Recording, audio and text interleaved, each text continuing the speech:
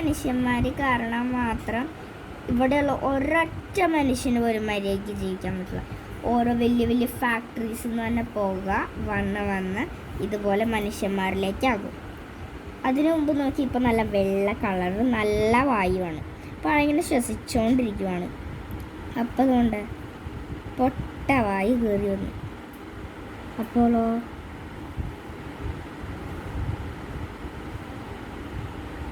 ഇങ്ങനെയാവും എല്ലാ മനുഷ്യരുടെ സ്ഥിതി.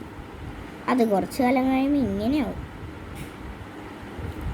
അത് കഴിയുമ്പോൾ ഇതുപോലെയാവും. അങ്ങനെ ഭൂമിയിൽ മനുഷ്യന്മാരെ ഉണ്ടാവില്ല. 1-2 മനുഷ്യൻ കാരണം മാത്രമാണ് ഭൂമിയിലുള്ള ബാക്കി. അവിടെയുള്ള മനുഷ്യന്മാരെല്ലാം മരിച്ചു പോകും ആ പുക കാരണം. ഇനി നമ്മൾ അടുത്ത വഴി കൂടി ഭൂമിനെ നശിപ്പിക്കുക എന്ന് പറയുകയാണെങ്കിൽ ഇതാണ്. ഓക്കെ, ഈ മനുഷ്യനിങ്ങനെ ഈ മരം ഇങ്ങനെ വെട്ടിക്കൊണ്ടിരിക്കുകയാണ്. വെട്ടിയിട്ടേക്കുന്ന ഒരു മരമാണെങ്കിൽ വെറുതെ ഇവിടെ കിടക്കണം, ആർക്കും വേണ്ട. ഇത് തന്നെ വീണതാണ്. ഇതൊരു മുറിച്ചേക്കണ്ടല്ലേ, തന്നെ വീണ് ക്ലോസായി. ഇതിനാർക്കും വേണ്ട.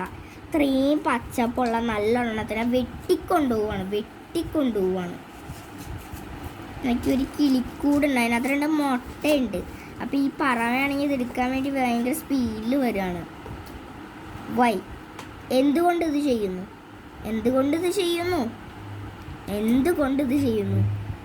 അതെനിക്ക് ചോദിക്കണേ. എന്തുകൊണ്ടത് ചെയ്യണേ? മനുഷ്യന്മാരുടെ വളർച്ചയ്ക്ക് വേണ്ടി ചെയ്യണം. ഇനി നോക്ക്, ഈ മരം എന്താ പറയണേ നോക്കിയേ. ഡോണ്ട് ഇത് ചെയ്യരുത്. നമ്മരെ കലറി വിളിക്കണം. ഇവരാരെങ്കിലും കേൾക്കണ്ടോ? ഈ മനുഷ്യനാണെങ്കിൽ വീണ മരത്തിനെ ഒന്നും ചെയ്യാണ്ട് ഈ മരത്തിനെ വെട്ടിക്കൊണ്ടിരിക്കണം. കാരണം ഇത് വീണ് മരമൊക്കെ ഉണങ്ങി ദേലൊക്കെ ഉണങ്ങിയിരിക്കുന്നുണ്ട്.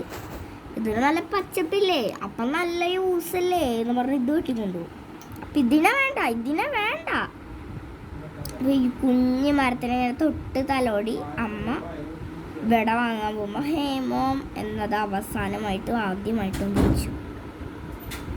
കണ്ട, ഒരു കൊച്ചു കുഞ്ഞിനെ തലയിലൊക്കെ തൊട്ട് മരണപ്പെട്ടു. Oh my God.